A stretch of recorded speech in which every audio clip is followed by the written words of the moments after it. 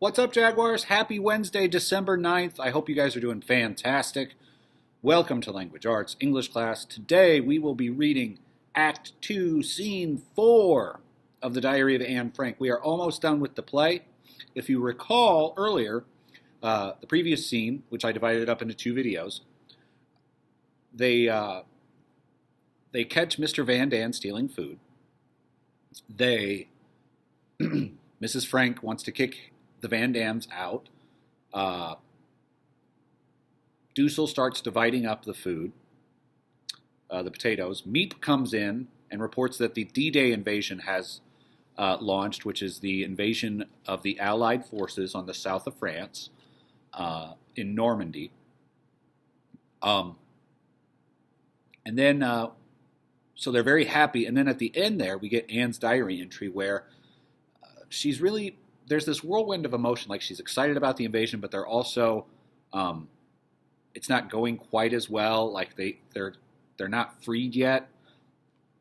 So they're a little discouraged. So that's where we pick things up in scene 4 on page 182. And so let's find out what happens here. Here we go. Scene 4. It is an afternoon a few weeks later. Everyone but Margot is in the main room. There is a sense of great tension.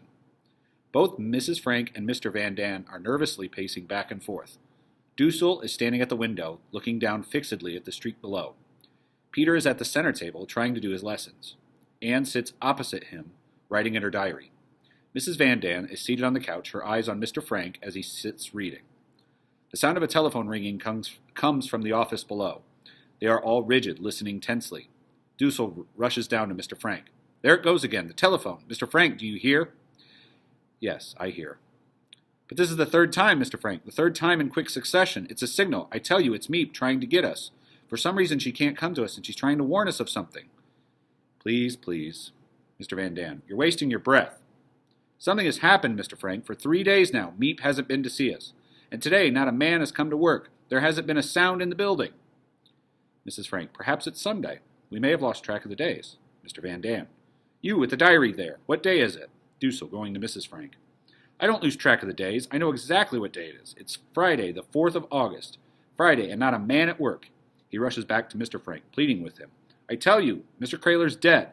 That's the only explanation. He's dead, and they've closed down the building, and Miep's trying to tell us. She'd never telephone us.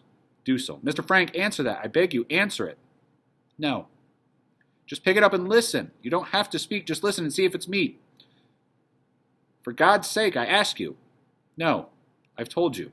I'll do nothing that might let anyone know we're in the building. Peter, Mr. Frank's right. There's no need to tell us what side you're on.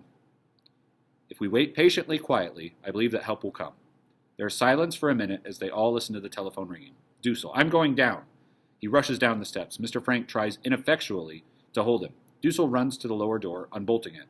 The telephone stops ringing. Dussel bolts the door and comes slowly back up the steps. Too late. Mr. Frank goes to Margot and Anne's bedroom. Mr. Van Daan. So we just wait here until we die? Mrs. Van Daan. I can't stand it. I'll kill myself. I'll kill myself. Mr. Van Daan. For God's sake, stop it. In the distance, a German military band is heard playing a Viennese waltz. Mrs. Van Daan. I think you'd be glad if I did. I think you want me to die. Mr. Van Daan. Whose fault is it we're here? We could have been safe somewhere, in America or Switzerland. But no. You wouldn't leave when I wanted to. You couldn't leave your things. You couldn't leave your precious furniture. Mrs. Van Daan. Don't touch me. She hurries up the stairs, followed by Mr. Van Daan. Peter, unable to bear it, goes to his room. Anne looks after him, deeply concerned. Dussel returns to his post at the window. Mr. Frank comes back into the main room and takes a book, trying to read. Mrs. Frank sits near the sink, starting to peel some potatoes. Anne quietly goes to Peter's room, closing the door after her. Peter is lying face down on the cot. Anne leans over him, holding him in her arms, trying to bring him out of despair. Look, Peter, the sky. She looks up through the skylight. What a lovely, lovely day. Aren't the clouds beautiful? You know what I do when it seems as if I couldn't stand being cooped up for one more minute? I think myself out. I think myself on a walk in the park where I used to go with Pim, where the jonquils and the crocus and the violets grow down the slopes. You know the most wonderful part about thinking yourself out? You can have it any way you like. You can have roses and violets and chrysanthemums all blooming at the same time. It's funny. I used to take it all for granted, and now I've gone crazy about everything to do with nature. Haven't you?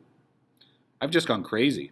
I think if something doesn't happen soon, if we don't get out of here, I can't stand much more of it. I wish you had a religion, Peter. No thanks, not me. Oh, I don't mean you have to be orthodox or believe in heaven and hell and purgatory and things. I just mean some religion. It doesn't matter what, just to believe in something. When I think of all that's out there, the trees and flowers and seagulls, when I think of the dearness of you, Peter, and the goodness of the people we know, Mr. Kraler, Meep, Dirk, the vegetable man, all risking their lives for us every day. When I think of these good things, I'm not afraid anymore. I find myself and God and I, Peter interrupts. That's fine, but when I begin to think, I get mad. Look at us, hiding out for 2 years, not able to move, caught here like, waiting for them to come and get us. And all for what? We're not the only people that have had to suffer. There have always been people that have had to. Sometimes one race, sometimes another. And yet, that doesn't make me feel any better. And going to him. I know it's terrible trying to have any faith when people are doing such horrible... But you know what I sometimes think?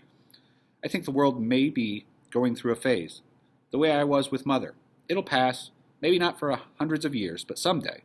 I still believe, in spite of everything, that people are really good at heart. Peter. I want to see something now, not 1,000 years from now. He goes over, sitting down again on the cot. But Peter, if you'd only look at it as part of a great pattern, that we're just a little minute in the life. Listen to us going at each other like a couple of stupid grown-ups. Look at the sky now. Isn't it lovely? She holds out her hand to him. Peter takes it and rises, standing with her at the window, looking out, his arms around her. Someday, when we're outside again, I'm going to... She breaks off as she hears the sound of a car. Its brakes squealing as it comes to a sudden stop. The people in the other rooms also become aware of the sound. They listen tensely. Another car roars up to a screeching stop. Anne and Peter come from Peter's room. Mr. and Mrs. Van Dam creep down the stairs. Dussel comes out from his room. Everyone is listening, hardly breathing. A doorbell clangs again in the building below. Mr. Frank starts quietly down the steps to the door. Dussel and Peter follow him. The others stand rigid, waiting, terrified. In a few seconds, Dussel comes stumbling back up the steps. He shakes off Peter's help and goes to his room. Mr. Frank bolts the door below and comes slowly back up the steps. Their eyes are all on him as he stands there for a minute. They realize what they feared has happened. Mrs. Van Dam starts to whimper. Mr. Van Dam puts her gently in a chair and then hurries off up the stairs to their room to collect their things. Peter goes to comfort his mother. There is a sound of violent pounding on a door below.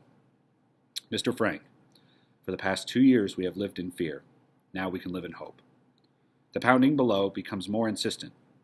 There are muffled sounds of voices shouting commands. Aufmachen! Da drinnen! Aufmachen! Schnell! Schnell! Schnell! Which is German for open up! You in there! Open up! Quick! Quick! Quick! The street door below is forced open. We hear the heavy tread of footsteps coming. Mr. Frank gets 2 school bags from the shelves and gives one to Anne and the other to Margot. He goes to get a bag for Mrs. Frank. The sound of feet coming up grows louder. Peter comes to Anne, kissing her goodbye. Then he goes to his room to collect his things. The buzzer of their door starts to ring. Mr. Frank brings Mrs. Frank a bag. They stand together, waiting. We hear the thud of gun butts on the door, trying to break it down. Anne stands holding her school satchel, looking over at her father and mother with a soft, reassuring smile. She is no longer a child, but a woman with courage to meet whatever lies ahead. The lights dim out. The curtain falls on the scene. We hear a mighty crash as the door is shattered. After a second, Anne's voice is heard. And so, it seems our stay here is over. They are waiting for us now. They've allowed us 5 minutes to get our things. We can each take a bag and whatever it will hold of clothing, nothing else. So, dear diary, that means I must leave you behind. Goodbye for a while. P.S. Please, please, Meep or Mr. Kraler or anyone else, if you should find this diary, will you please keep it safe for me? Because someday, I hope, her voice stops abruptly. There is silence. So, they are captured.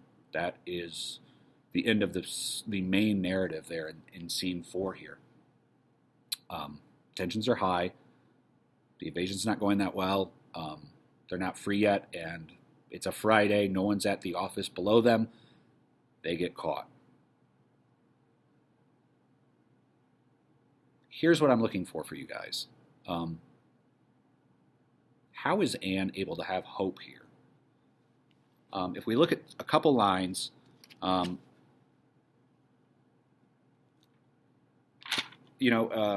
Frank's line on page 185, line 46, for the past 2 years we have lived in fear.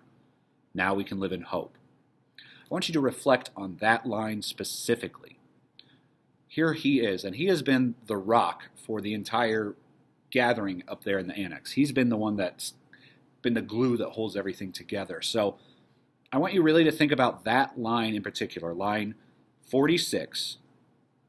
For the past 2 years, we have lived in fear. Now we can live in hope.